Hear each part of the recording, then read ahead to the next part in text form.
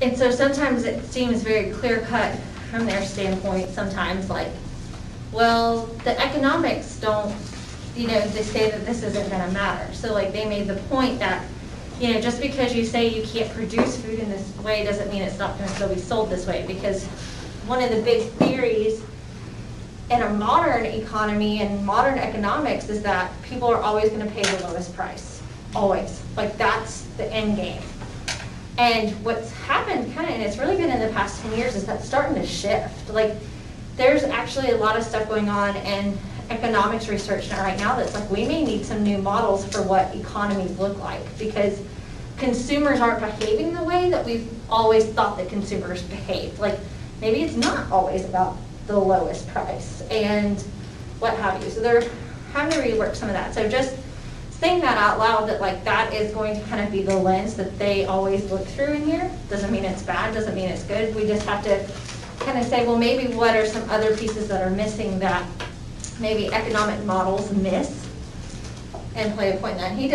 He brings that up some towards the end of like, what it boils down to at the end of the day is, what are you willing to pay? So like if it does matter to you about the welfare, and if that's going to cost something to cost a little bit more, are consumers willing to pay that? And if they are, who are we to say not to do it, or what have you? So I think that's interesting.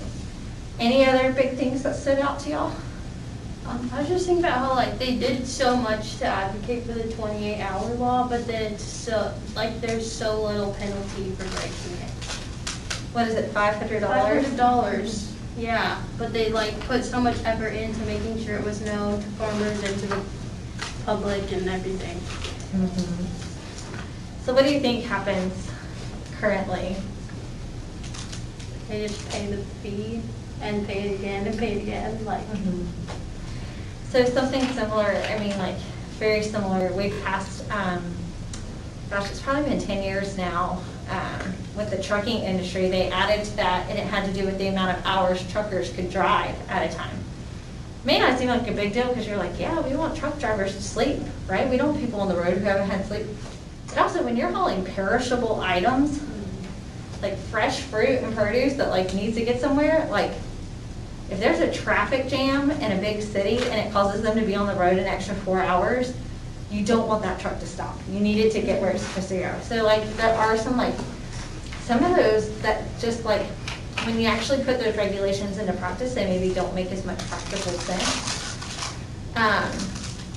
Another example of like there being a fine for something that people just say, well, I'll eat the fine, is like not when the Affordable Care Act was passed. Like there was a fine if you didn't have insurance.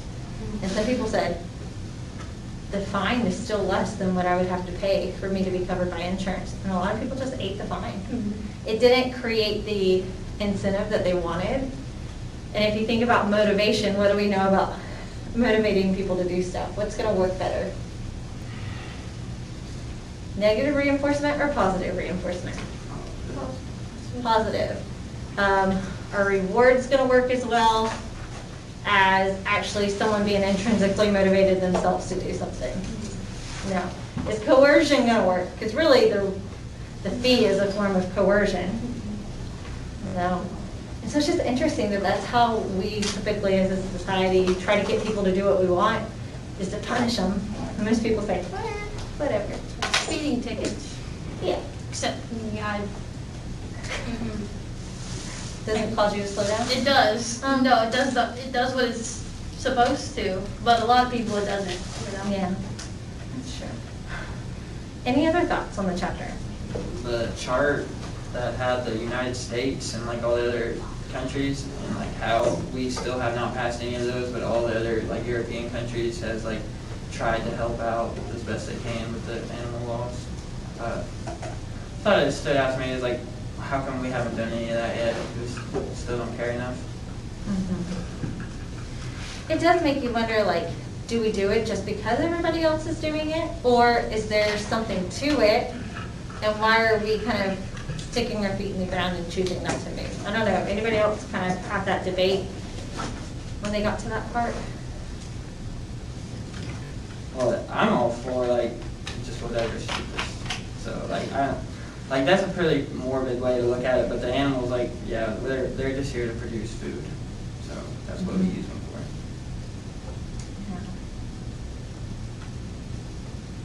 for. It is interesting because you have kind of us that's on one side that, like, as far as those animal welfare regulation activities, we don't have density and housing limits. We, as a federal government, haven't banned gestation crates, haven't banned battery cages, haven't banned beef trimming, and haven't banned castration without anesthesia.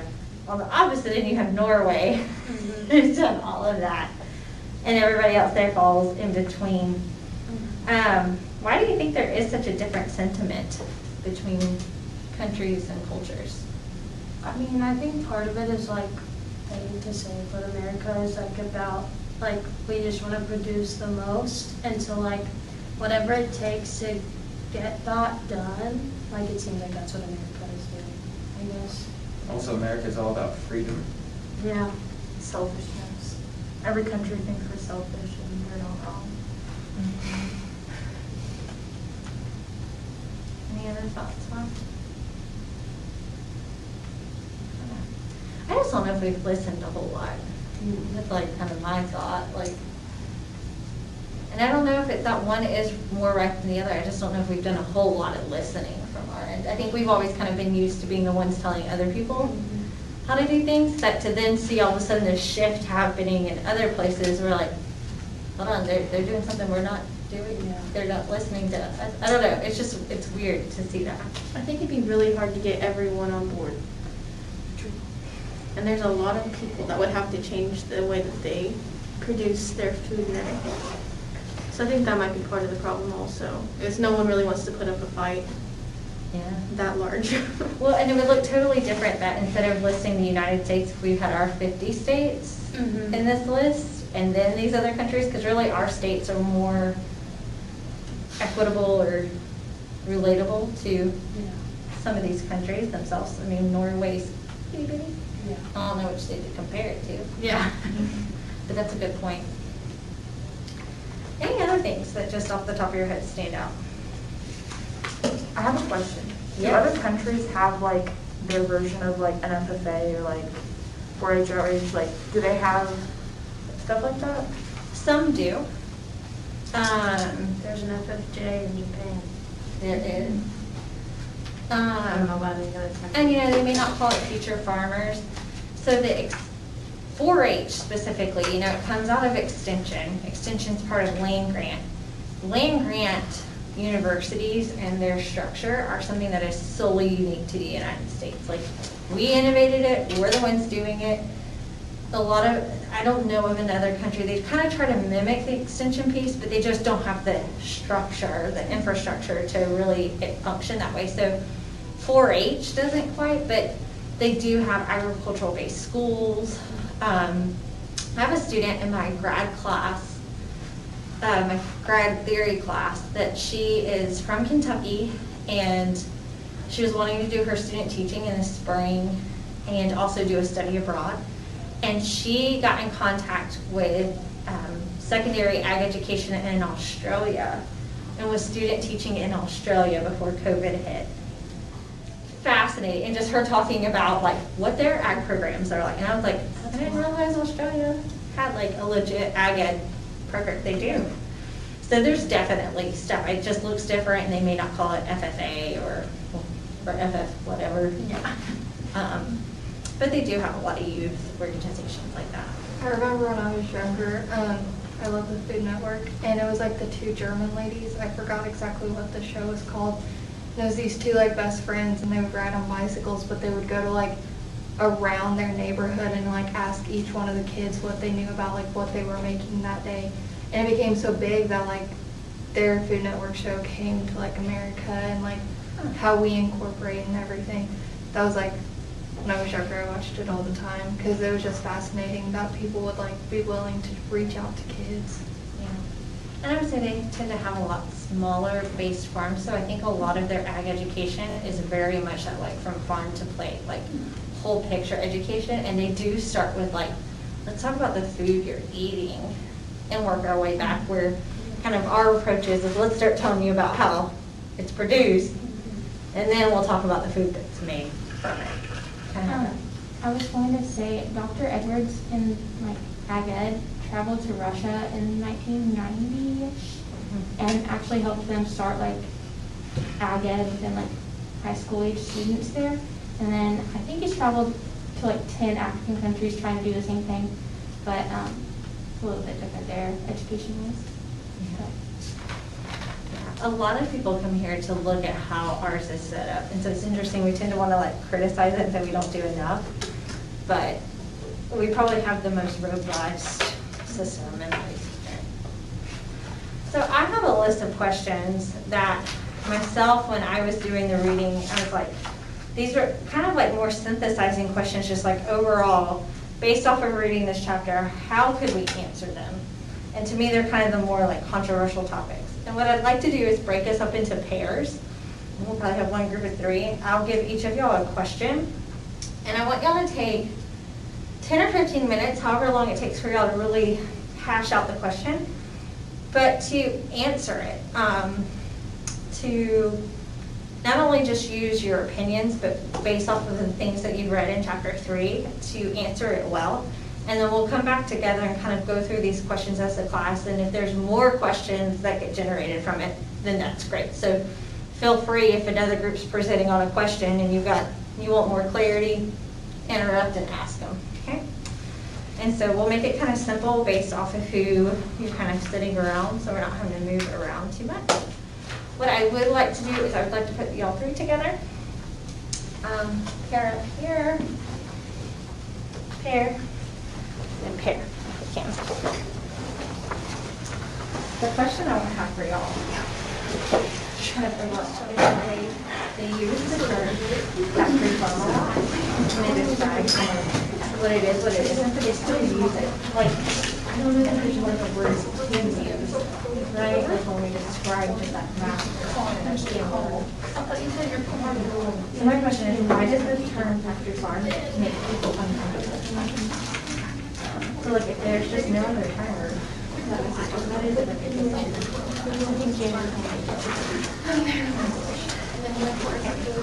My question for y'all is who or what decides how far we can go? You can start kind of with that one, and then kind of give an answer to it. But you know, you have consumers, talk about how consumers use it, then also regulations. So just kind of specifically, like again, like how do those issues, it's not our, how are those really the things driving, like versus the farmers being able to decide what they want? Well, next week's your birthday. The next week is mine.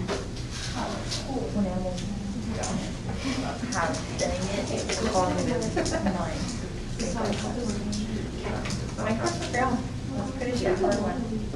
What's the difference between animal welfare and animal rights? So y'all can kind of take some questions.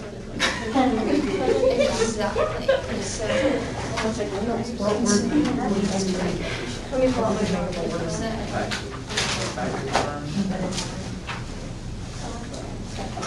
So the 2-part questions I have for y'all first off is, like, what is in the social norm that have shaped how you think about animal welfare in the past 70 years?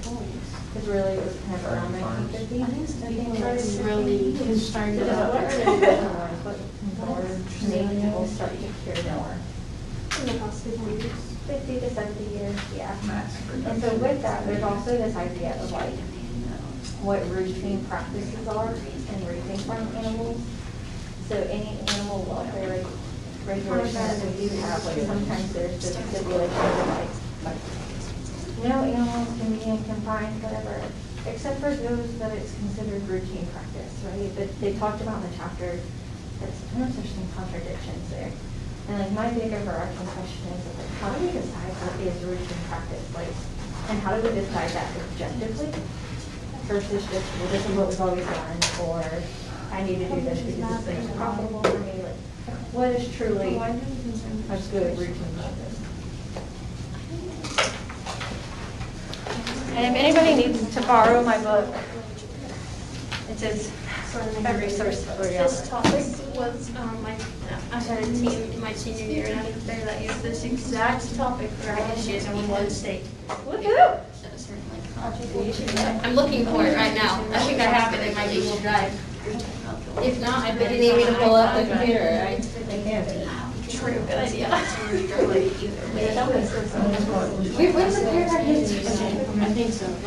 That would be so funny. Oh, right here. That's more appealing. Well, online or, but It's only there. Negative towards it. They might try to indicate it, and I'm trying to figure out how to like, Not the regular. Because I understand why they like really care about things. But the other one, because they want them. because industry Like, they need it, it's the demand. Okay. and like mass.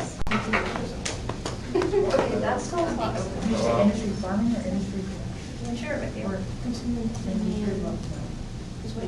What was that? There's no reason My brain is like, to produce anything. you know, like when you're There's still. no I need. was gonna say industry level production. But that would, that Maybe sounds, this isn't the one we wanted, actually. but industry. It's maybe the one we got second.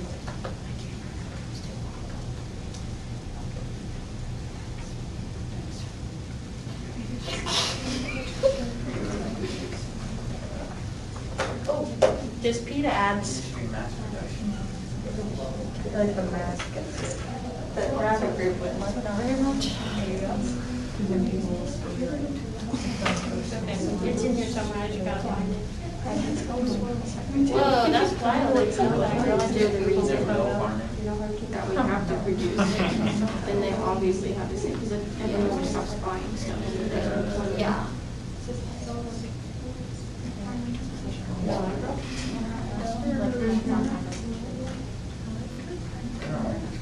That's what factory farming is, it's just a bunch of co-ops. Were you asking if, Because there's a bunch of co-ops within the factory. Okay. The co-op goes to Animal factory. rights. Okay, animal welfare is still using them for like other purposes, but treating them better. You can't really do like why people are already, so we're trying to come up with like a different effect. Just not killing them. That would be No, you mean. less. I have to sit down and read that message. To understand. I've heard, like, I think it's even against like Livestock production. working animals. Oh, I'm sure. I don't know, I've just been in the meeting all day. I don't get it. combines, animal production. It's all good. You know, like. What was it in the movie, like no, I was talking about like big companies, small farmers, like the cooperatives, I think they call it something. Corporations? Yeah, but it's like based off. I'm shocked that they didn't touch on this more. Kind of the production part gets hit on the most because that seems to be like the easiest to target. When really it seems that the bigger issue that they have is that we have these companies that are so big. You don't realize how much market control they have. And one big thing of our economic system is there's not supposed to be monopolies. And so like at what point do we start considering a monopolization of our food and how it's being produced? And that's means like how to start having conversations with the elections to be able to Yesterday I literally went and really. not that I'm like who's doing it, not what's happening. And then people and this is where for me personally, it's a little convoluted. Because I cried myself to sleep. Tyson chicken. Takes time to go along with the and so it's like it's our fault that we make good business decisions and it's wrong in what it was. But then at what point do you get the too much of that, but like they're now controlling over a third of American the production of consumable chicken. And it's controlled from so many different ways. Well, actually, Where's that? And they still want to help technically, they're still a family farm. Yeah. They are still ran by a family, AKA family members of the board, right? You're really nice. Except I feel like no one's gonna like it because we made it very, very correct. Yeah. I was gonna say Joe's, I don't know if there really is a line, is there? Hey, welcome. Join a group and they'll give you instructions on what to do. The interactive, talking about like, and for small things that aren't really big pictures. Yeah, but for small ones. it's really who or what. So if you decide how more hours are not that ties to the county, there'd be more pushback, because then it would put more pressure on small farmers. All of that is more. That funds that would like crash, so no one does anything about it. In theory, yes. In reality, so basically, I'm on now. So when the consumers and regulate, kind of decide, because you can't really do anything without them help you either. Because when the consumers push for the regulation, there's no to drive demand, so without the customers, there's no reason to manage. You know, just. So we kind of have to listen to them. Why not? They're attacking it and making me, very large. It's just really work that I want to show people that it's caused. I don't know if that helps make it muddier, but. And so feel like the trans. Insight. I really did. I like that brings my. Yes. I hate those. Go over first. Social norms, what were fun things they talked about? What was the shift that kind of happened post-World War II?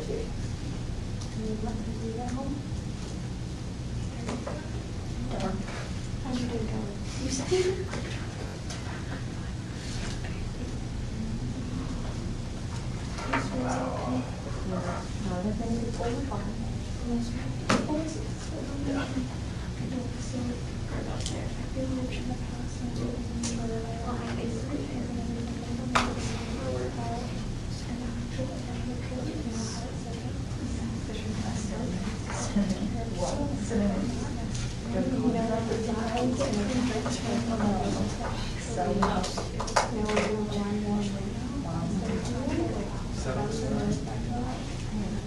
Well, and it's kind of all part of that, and that like we kind of want today, well, nobody wants to be farming anymore, and that's what I think. That's not really the whole picture, right? The whole picture is that we value efficiency, and increase productivity and increase profit. And so by nature of these things that we've come up with, these technologies that have made us more efficient, we realize we don't need as much labor. And so some people have had to look for other options in farming, because they're just, I mean, we want to stay where we want to go. Lawn farming. It's debatable, right? And so even the authors themselves talk about procedures on farms, but when it came time for a family farm, they had to go, a job. And so that's kind of how human found a concept he went next. And so you do have this kind of this social norm, cultural thing happening in the country. Not only people, I got caught legally farm. It's kind of like, This isn't fun. and it's almost because of the system that we created, right, and having this efficiency. And so I like. there I is will also always this like kind where of I'm like, going if I move my at what point friends. is inflation too much, You know, that's right? true. Like if it's great that we can raise all these animals and sugar in a poultry house, but we don't need as many people, da-da-da-da. And so then we come back to, well, this is more community if we didn't do some of these things, right? So how do you balance that out? Does that kind of help guide y'all to think about Yeah. those social norms? Yeah. Free, you will join. That's what I'm looking. I'll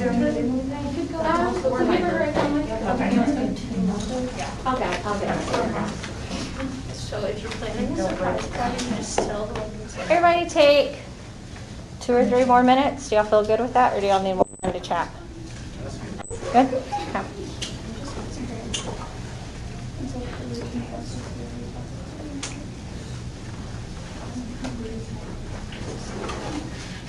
How'd your interview go?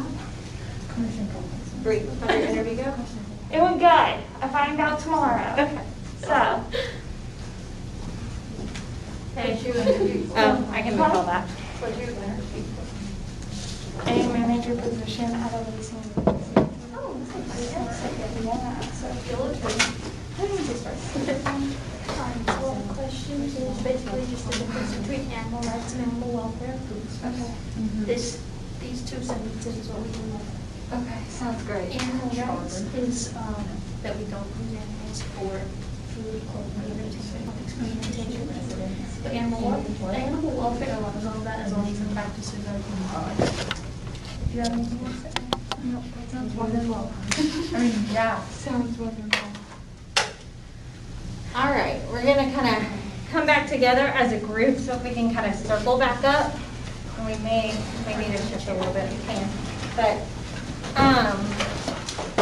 we'll just kind of go group by group with the question that I gave y'all and we'll just kind of have some continued discussion on it. If y'all will please try to kind of speak a little bit louder, that way we can make sure the remote picks you up and those who are in class today can hear us on the videos. I'm trying to be a little bit better about that. So the first question that I posed was to this group, and my question to them was, why does the term factory farm make people uncomfortable? Take it away. So basically I said because factory workers, humans, have always had a bad rep and they haven't always been humanely treated. And so people add that personification to animals and apply human feelings and attributes to animals. And then they feel like animals are being mistreated because of the word factory. That was kind of my thought process on it. Then I was thinking, instead of factory farming, you just really just be calling it industry farming, and then you probably get a little bit less of a bad look. Industry farm. So, you know, some things that the chapter says, we talk about, you know, one, the term factory farm, it's in a lot of negative attack ads, right? Like that's mainly where we see it and kind of where the term comes from. And then the weird part is an ag, we've kind of just picked it up and we use it. So part of the conversation we have with them is like, even the book still says factory farms. Like when they talk about large, high density production, they say factory farm. Is there even another word we could use? Like we've almost kind of adopted that language ourselves. And then it talks about the fact that what it seems like the word factory does is it makes animals seem like they are just mere inputs. How do y'all feel about that? Briar, you kind of made your point. You said, I think they're here for food. So yeah they're inputs. Yeah. Absolutely. There's really no other point in why we've domesticated them to this much and evolved them to what they are today, except for food. What are some other thoughts on that? So while I totally agree with like everything you're saying, and like that's my opinion too, I also realize that at the end of the day, we're not necessarily the people buying the product. And so we have to think about what the consumers think, what's going to lead them to purchasing our products at the end of the day. And I think that's something that a lot of producers don't necessarily, think about when they're discussing their animals. Other thoughts? You made the comment of, oh, cheaper is always better. I don't necessarily think that's the case, because you can buy, like, for example, like the cheap hamburger meat at Walmart, college kids, like $3 or $4, and let's say it's like 70%. Yeah, exactly. It's like 70% lean, 20% fat, and it's just full of pure grease, versus if you spend a couple dollars more, like it's, 90% lean, 10% fat. It's like better quality, and if we're willing to pay more for better quality, why wouldn't we want to pay more, like, I guess for like if there's more humane practices. That's how I see it. If you're willing to pay more for quality, might as well pay more for humane practices. I believe it's in Food Radicals. I can't think of the radical's name, but I'm pretty sure it was in the part y'all read that he very much talks about his standpoint of not only viewing what he does in agriculture as like his job, but also for him, he's a Christian, And it's him being a caretaker of God's creation and remembering that like animals and plants and the earth are as much creation as he is. And so that's where I wonder too, like, how does that play into this conversation of are animals just inputs, or on the other extreme, do they have the same rights as humans? Like where?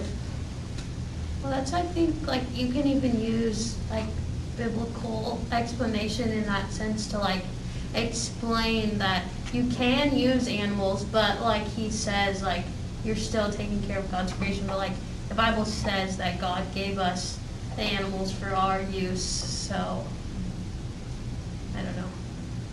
I mean, I also, like, I agree with animals being inputs and everything, but you also have to make sure you take care of them well. Just like that statement is, because if you don't take care of it well, then it's not gonna come out as high quality or anything as it would.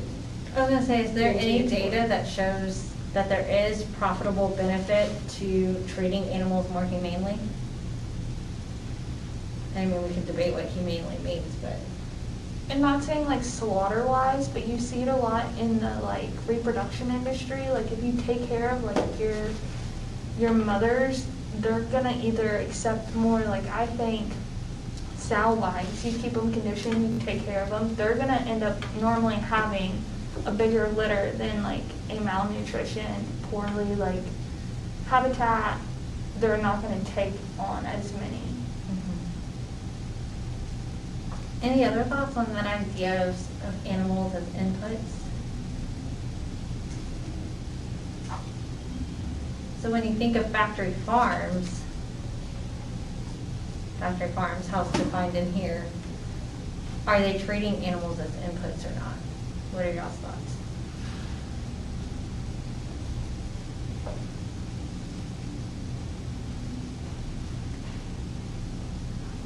I would say it depends on the factory. Yeah. So like, well, some of them do, and some of them don't. And from some standpoints, maybe the things that seem like factory-ish are actually the more humane things that they're doing. Can y'all think of any of the examples that were talked about in chapter 3 with that? The farrowing crates. That's my big. If they like really did the research, they would realize how much it actually helps the mother. And I mean, on my farm, we've tried both. Like we've tried farrowing in like an open pen. We ended up with more deaths than we did with her in a farrowing crate just because she gets up and she can step on it. Like they have no true like shelter area to go. So I mean, that's fine. Controlled temperature. Any of y'all that think about turkeys, would you want to raise turkeys? If you had a turkey farm, would you want to raise them in a free-range environment? No, why not? If it gets too cold, they will die quickly, right? Tons of predators, right? So, I mean, there is some benefit to having them in a confined, perhaps enclosed space if you're raising them for consumption. So yeah, like that was just one of my big things is like the term factory farm, like where does it come from? Why is it something that gives us the kind of heebie-jeebies? Like we don't like it in ag, but again, we've also kind of adopted that language ourselves. So maybe interesting to shift that. And so along those same lines, y'all kind of brought up like what do consumers want? Well, that was the next group's question was who or what gets to decide how animals are raised? Is it the farmer? In theory, you would think it's the farmer, just because they're with the animal all the time. But if there's not any consumers, then there's no reason to produce on any scale. And so we were just saying the consumers push, like they're the ones who drive the demand. So if a bunch of people want to buy a bunch of hamburger meat, then we're going to need more cows.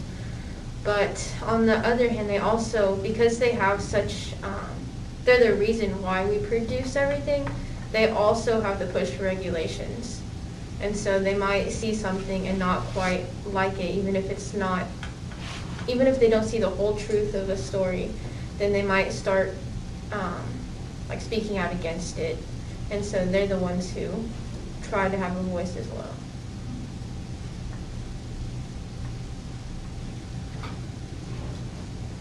I liked the quote, I think it was on page 38, it said that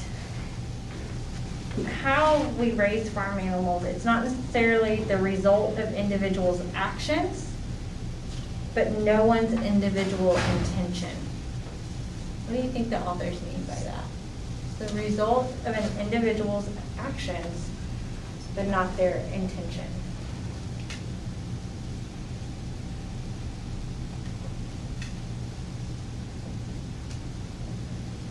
I mean, like, obviously, the way animals are raised is partially due to the way that consumers buy, and I think sometimes it's, like, consumers don't, like, fully think through their buying, whatever the word would be, like, what they're buying. Power. Yeah, and so, like, they don't realize that the way that they're purchasing is gonna affect the way that that is being produced, but ultimately it will. Are there any purchases that y'all make when you go to the grocery store that like there's a reason you buy this over this, whatever the options may be? Or do you just kind of fearlessly go in and? If there's a low sodium option, I usually try to go with that. Okay, why? Just for future cholesterol and blood pressure. So how do you think that influences food production and? They'll try to, like if they sell a bunch of low sodium, like targeted cans or whatever it is, then they'll keep producing them and then they'll be like, there's quite a bit of market. And so they could start looking at other products that they could be adding less sodium to. And then it maybe becomes a little bit more of the norm that you just say, maybe we don't need to add as much salt to things.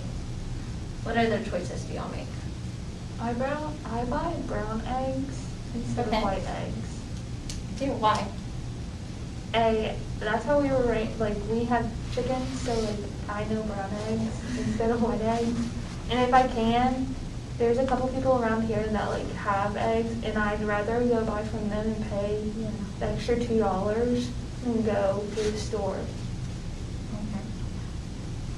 What other purchasing decisions do y'all make?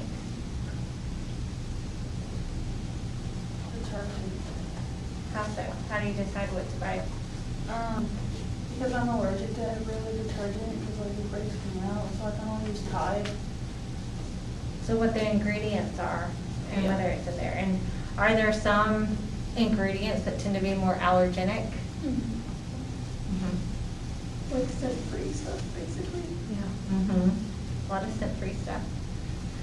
I know, like, for myself, if, like, I'm going grocery shopping and I don't know for sure, like, if I'm gonna be home every night, like, I'll buy canned or frozen vegetables instead of fresh vegetables, just because then they'll last longer.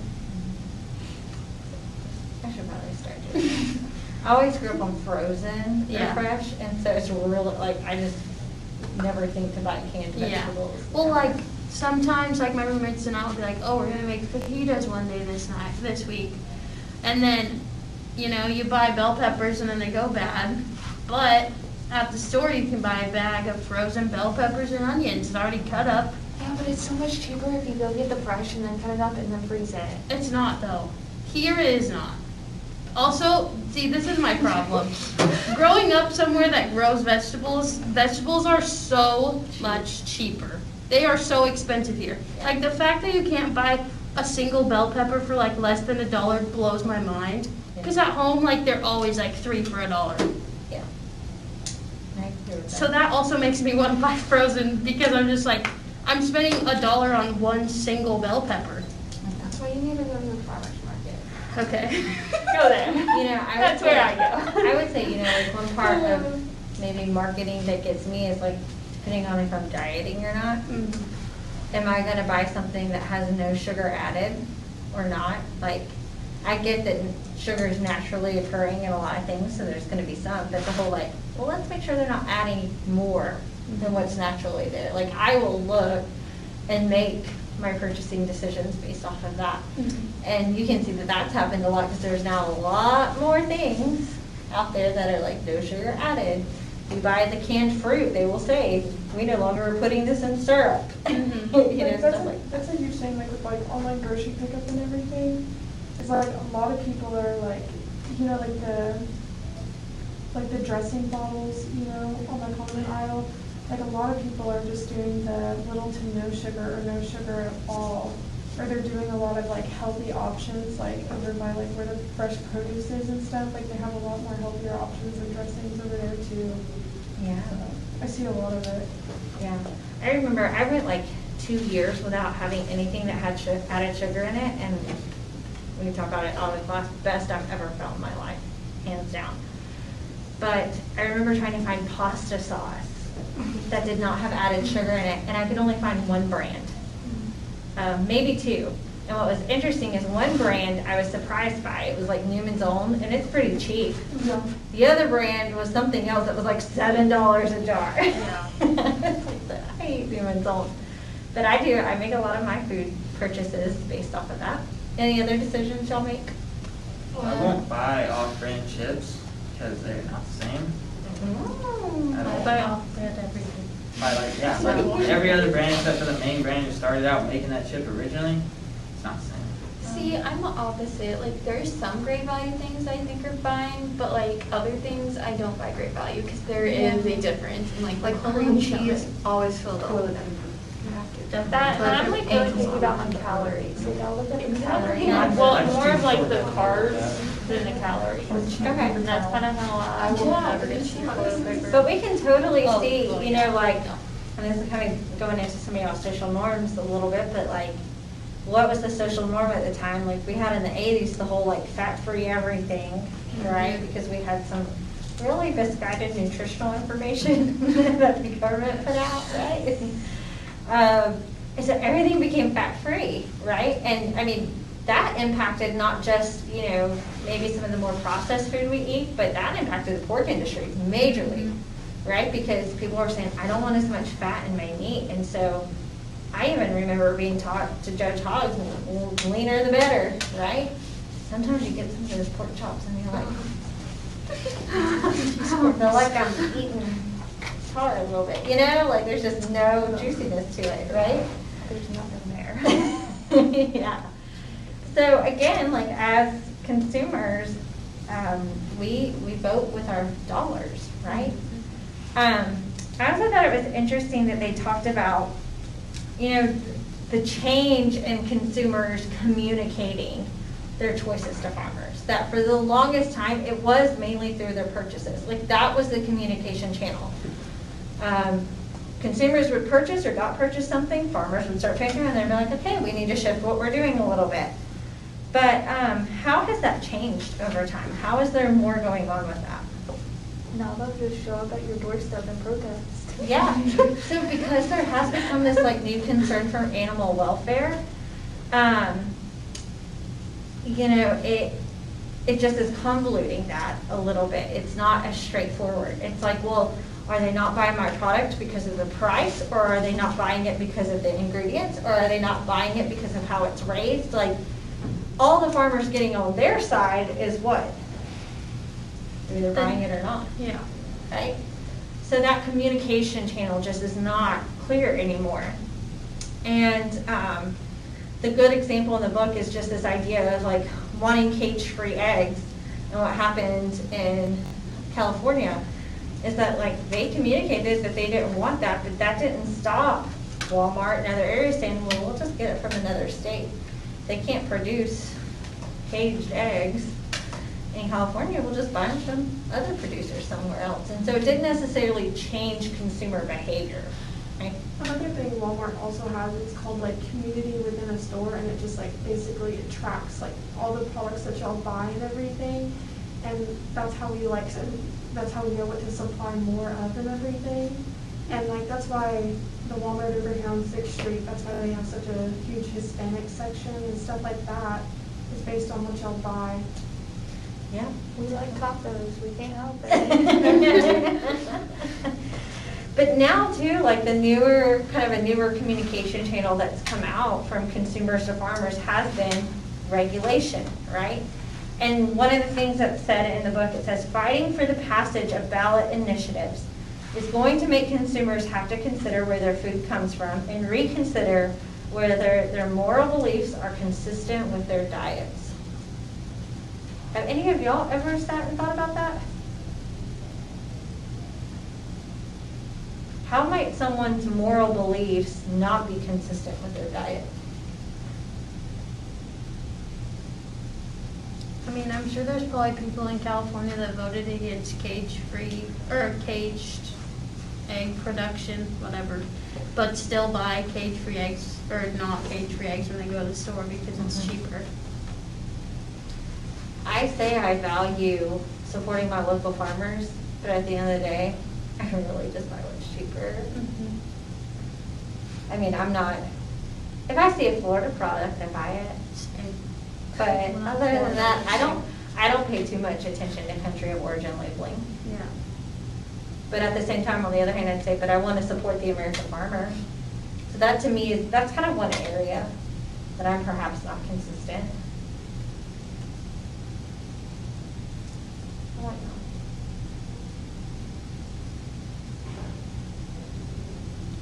One thing I just thought about is like my grandparents have, well, they had, I don't think they still have chickens, but they like had chickens and sold eggs for a long time. But like, if we ran out of eggs at home, like instead of going to their house and getting eggs, like we would go to the store. Even though our grandparents down the street were selling eggs. And like obviously, we say we support our family, but why are we going to the store to get eggs? There's a little bit more to convenience. Yeah. So I think the big thing to kind of remember about this question of just like, what is actually making the decisions behind how we produce food, and especially in animal agriculture. And I'm going to kind of push on you a little bit, Jensen, because you said we like our freedom here. But in reality, we really don't have that much freedom. Like, we are functioning in a capitalistic economy that is based off of consumer demand that then producers supply. So as producers, you can decide what you want to supply all day, but if no one's going to buy it, it's good for nothing, right? So really, the person who has all the power in our economic system is the consumer. And so because of that, we've got to remember that maybe it isn't such a straightforward decision that we can just do what we want if we want to stay in business, right? And so the consumer and their demand, it's the regulations that are passed, because again, that's another way that we're being communicated to by consumers. And then technological innovations are a huge piece of that too. Efficiency, economies of scale, I talked about that, you know, just that idea of, we may say we kind of want smaller farms, but if we are functioning again in kind of this economy that we have currently, economy of scales, being able to produce more for less so we get more profit, is what we value, what we say we value. And so that's going to kind of bump up or rub against maybe some of these other things that we say we value, as far as like producing smaller farmers. I mean, factory farms are a huge outcome of that economies of scale picture. Okay, so we have to be aware of, like, again, it's not good or bad. These are just the end results of the system that we've created and we live within. So then I asked this group here, just before we get into the conversation of like the social norms that have changed, what is the difference between animal welfare and animal rights? Sometimes we throw them all together, but is there a difference? Yeah, there is. Animal rights is basically just like not using animals for our consumption, whether that is food, clothing, entertainment, experimentation. Like, animals aren't ours to use, I guess is what animal rights says. But animal welfare allows those, like, it allows us to use them in those ways as long as we're following humane guidelines while using them. Yep. Short and sweet. Questions for them?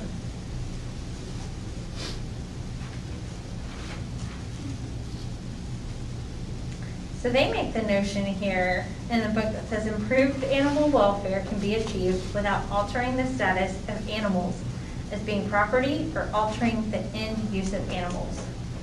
Animal rights movement is described as one that seeks to improve the welfare of animals while promoting their status, whereas welfare is just about making their lives better. Regardless of how many rights are conveyed to animals, their well-being will always depend on how humans choose to treat them. What do y'all think of that?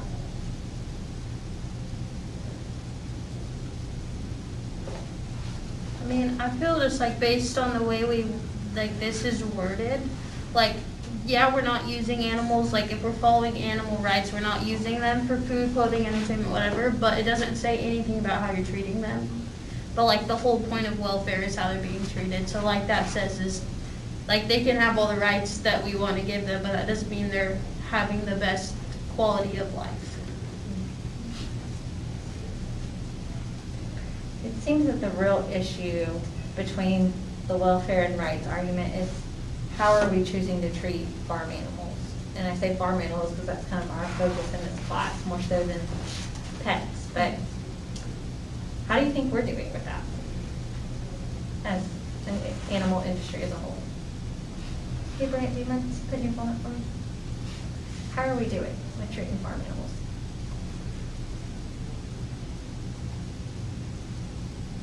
I mean, like, if you think about, like, livestock in the sense of, like, when kids are raising them for, like, show and, you know, like, that, I feel like those animals are being treated so well for the most part. Maybe not always, but, yeah, they are treated so well. And, like, it's not that they're not going to be used for consumption. Like, we're still getting that out of them, but while they're alive, like, they're living the life. Yeah. My grandma wouldn't let us leave the water buckets in the lamb pens if we wouldn't drink out of them. Like, you know, I feel that. so, Any animal, I think, it was always, would you drink out of it? yep. And if you like took a split second to even think about it, you were on cleaning duty. Are there any areas we can have improvement? That like if you're, again, having the conversation with someone, that you'd be willing to kind of say to them, yeah, you're probably right, it's probably an area we could. I mean, there's always room for improvement, and there's always going to be bad apples in your bag of apples. So, like, there's always going to be bad somewhere. Can we fix it? Yes. Is it every livestock industry? No. Yes. I mean, you know, like, take the whole dairy thing. Was it Fairfield? Is that who had them? And it was just one bad apple in that. You know what I'm saying? So there's always room for improvement. It's not saying the whole industry needs it. I'm sure it does, but not as bad as some. And the thing is like with, like in the sense of like poultry production, like you can say that a chicken is free range, but like there's so many instances that a farmer can get around the actual, like actually having their chickens free range and it's still following the guidelines of that label. And so it's like, if we're telling consumers that they're getting free range eggs or cage-free eggs or free range chicken, like they're not being fully transparent. And like, yes, there are instances where like there's reasons there's those like different restrictions on the rules, but like they don't have to act like the chickens have to be outside for I think it's like 1 hour out of 24 hours. Like that's not a free range chicken, you know? So it's like if we're gonna be using those labels, then we should be trying our best to actually give the producers or the consumers what they're asking for. So I think kind of the last question that's going to help us understand some more of this context is group number 4. And what I asked them was, how did the social norms change that caused there to be, in this kind of communication channel between consumer and farmer, more of a desire to make their food decisions based on the welfare or how the animal was raised versus just the price? Like what was that change in the social norms? And then within that, in the welfare part, like how do we know what is considered like routine practice? So we have these regulations, the chapter talks about that will say, you know, no animal can be raised in a confined space where they're not given water, unless it's a routine practice. So it's kind of like this exemption that's been made for farms. But how do we decide that in an objective manner without realizing that people making these decisions are going to have biases wherever? So what was y'all's response? Like the routine practice, we said what's commonly used by producers, what's beneficial to their animals. and the end product, and then what consumers find acceptable. That was just like our opinion on how to kind of decide what should or shouldn't be a routine practice, because it's super objective to wherever you're at or whatever industry it is. Like there's no, I guess, set in stone routine practices that everybody follows. That's why it's helpful to have data, right? And it's helpful to have university researchers, people who like Temple Grandin, who are doing animal welfare research, to be able to say, it's not just that we don't think this seems right, but like we have the data to show whether this practice, you may think it's bad, but actually fine to the welfare of the animal, or the opposite, if we would change this a little bit, it could shift. So I like that. What about social norms? Well, I think the major one, like you had mentioned earlier, is that so many people are not directly involved in agriculture, they're not involved in production, or there's so many generations removed from the farm. We've all heard the statistic that less than 2%, it's actually closer to 1%, but whatever. And so I think that's the major one. But then even just building off of that, with so many people not being involved in agriculture, I feel like there's more of an emphasis put on understanding things that you're unaware of now. And with technology and everything, we're a lot more likely to do research. Of course, not always asking us experts, but asking Google. There's so many different things that have changed, and they continue to change. So one side conversation I was having with them is just this idea of, we kind of want to make, we do go to that argument of people are off the farm, so they just don't know how food's raised, so that's why the social norm changed. But it's not that simple, right? Why aren't there as many people on the farm today? Do we need them on the farm? What caused them to transition from the farm? More efficient. More efficient technology, right? And again, we talked about our biases in this class. We tend to be pretty pro-innovation, pro-technology, right? But we have to realize, one of those, again, kind of unintended consequences of it is that kind of decrease the amount of labor we need on farms, kind of just overall. And so people were able to go do more. And because people were able to go do other things, become doctors, become teachers, whatever, that boosted our economy. Do we want our economy to go back to what it was in 1940? Probably not. So it's kind of we have this hard argument, again, this dissonance that on one hand, we're we need more people in ag, but on the other hand, we really don't want that to happen, because that would really change our, not just our lifestyles a lot, but our options, our economy, wealth that people are able to have or not have, right? It would change a lot of things. So we do have to kind of see, again, it's much more complex than all of that, but that is a big part of it. And so looking at technology, just because we have it, is it always good? What do y'all think? No. Why not? Because you can find fake news on the internet, and whether you choose to believe it or not is totally up to you. Okay, so technology can make things tougher. Technology and innovations. Why else might we sometimes want to question it and not always adopt it? Sometimes the things we find with technology is telling us that we're not doing it the best way. Expand on that. I don't know if I can. It just popped in my head. But I think it's easy to think we're doing the best, and then as soon as we're told it's not, we get defensive. So Especially the older generation, I think, has a problem with that. The newer tractors, they just you get it and they do it for you. You don't even have to steer, you literally sit in there. And that's harder for an older generation to do. One, it's and again, this happens a lot in the fresh fruit industry, but there's always this push for mechanical harvesters. And it's that's good, and that frees people up to do other things and not have to pick fruit per se. But damages a lot more fruit. It's sometimes is saving money always the best thing to do? It's like building a house.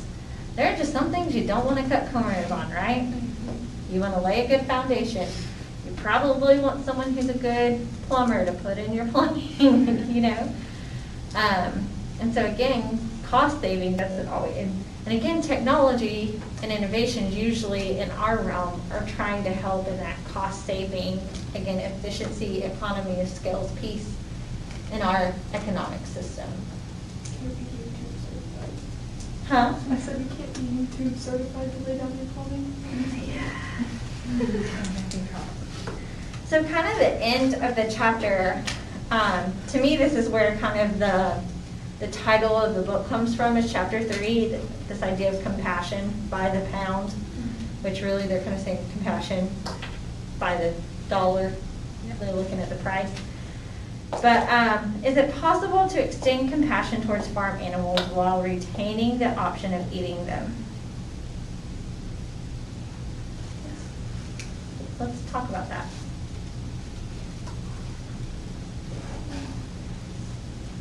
Tell me where you answered yes. I mean, a lot of us showed livestock. We really care for those animals, but then we just turn around and put them in our freezer.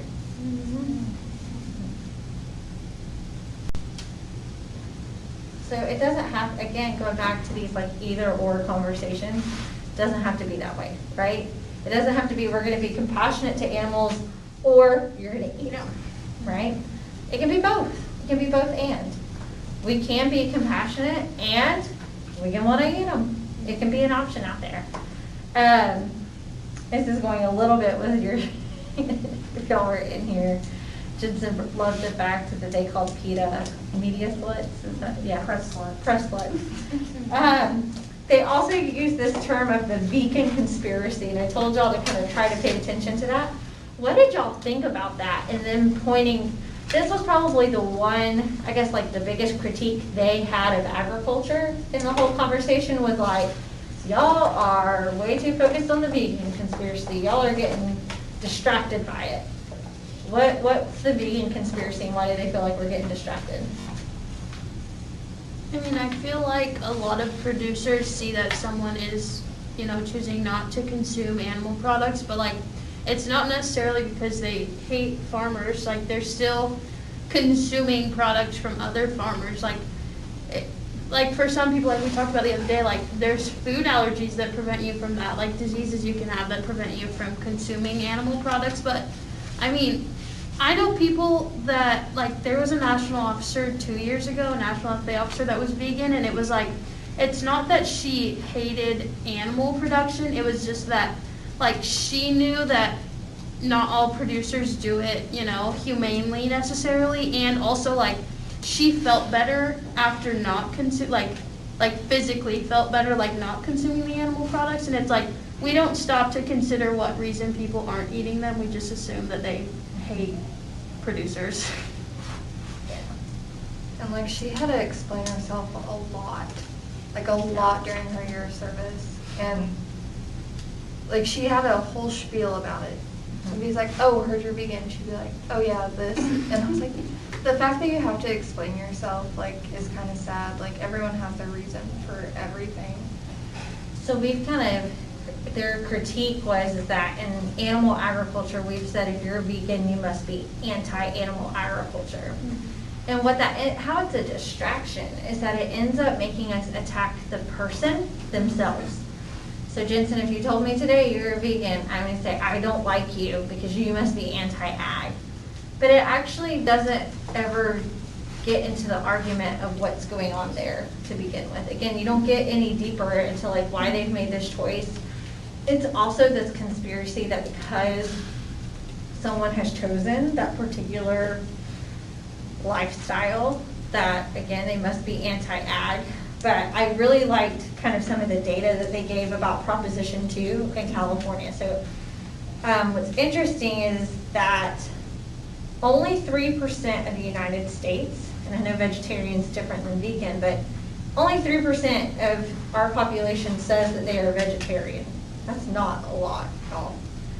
But when it came to voting for Proposition 2, 2/3 of California voters voted for it. And so I would think they probably do have a higher percentage of people who are vegetarian or vegan in the state, but by no means is it probably 50%, Yeah. or 25%, or 15%. So the fact that you probably have maybe at the highest amount, 15% of people who are vegan and vegetarian in the state be at 2/3. So 66% of people voted in favor of it. Kind of gets rid of this vegan conspiracy, right? Why? Are vegans the only people who care about animal welfare? No. People who eat meat do. And we've kind of got to realize that in animal ag and be okay. Brent, you've been quiet today. What are you thinking? I'm not thinking much.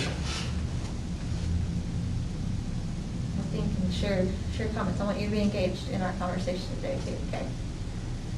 Any other thoughts about that, the kind of the vegan conspiracy? Think you're going to keep using it or no?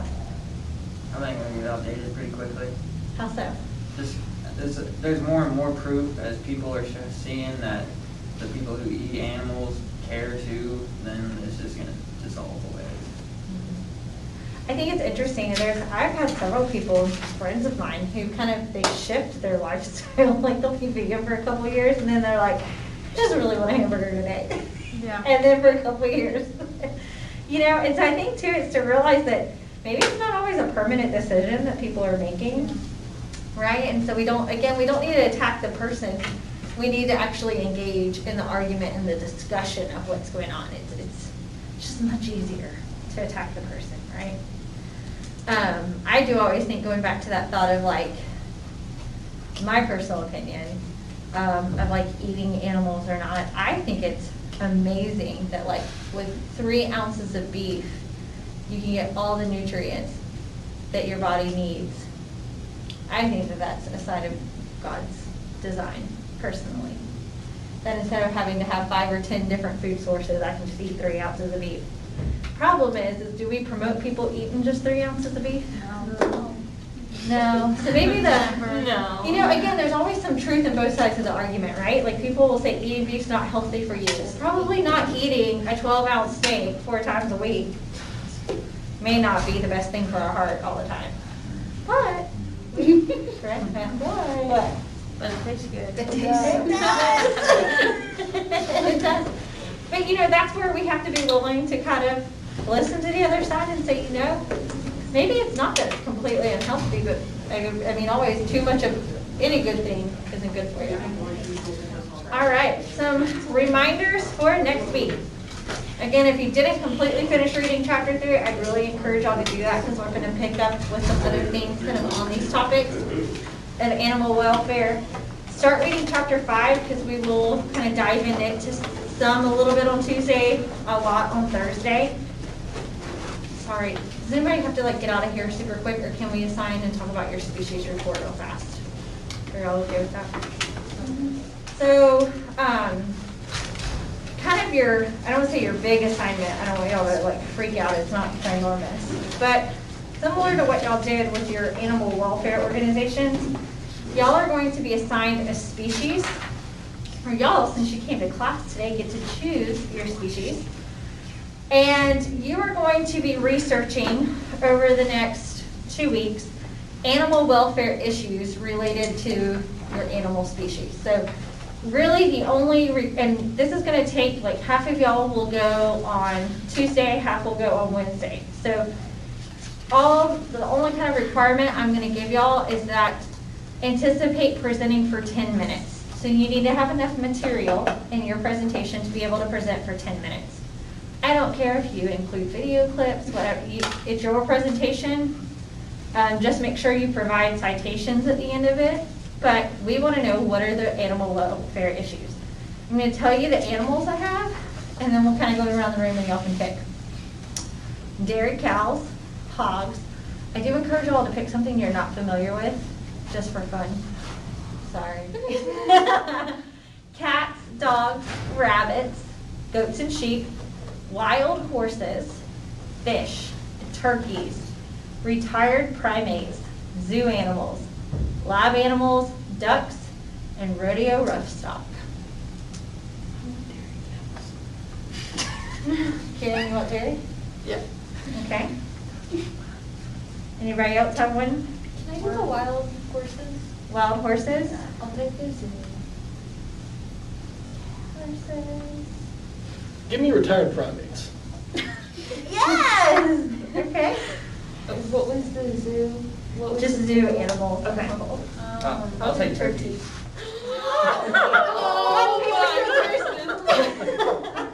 That was wild. All right. Okay, on shoot, are you ready? Yeah. Rock, paper, Scissors, shoot. yes. Okay. Rock, paper, scissors, shoot. Rock, paper, scissors, shoot. Rock, paper, scissors. That's Okay? my favorite, is that?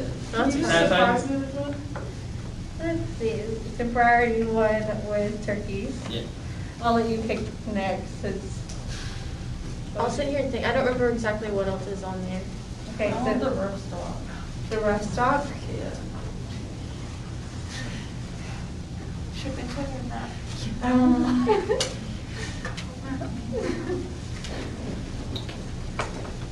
In Jordan's today. Jordan, why don't you do ducks? Hey, I'm telling you, my roommate's got ducks. Thought they'd keep them in the garage. No, They went bye-bye. Okay, here's what we have left. We have hogs, cats, dogs, rabbits, goats and sheep, fish, lab animals. I'll do goats and sheep. Goats and sheep, okay. Do rabbits. Hogs. What? No. Who said hogs? Not me, her. Okay. I know your name, I'm just calling you her. Anybody else? Lab animals. Oh.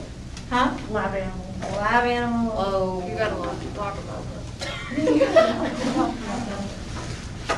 And what would you like? Legally blonde. Did you already, yes, you I already. already picked one. Yeah. She said, hold on. What'd you say? Watch Legally Blonde too. Oh my gosh. Let's do fish. Okay. All right, so, perfect. See you guys on Tuesday.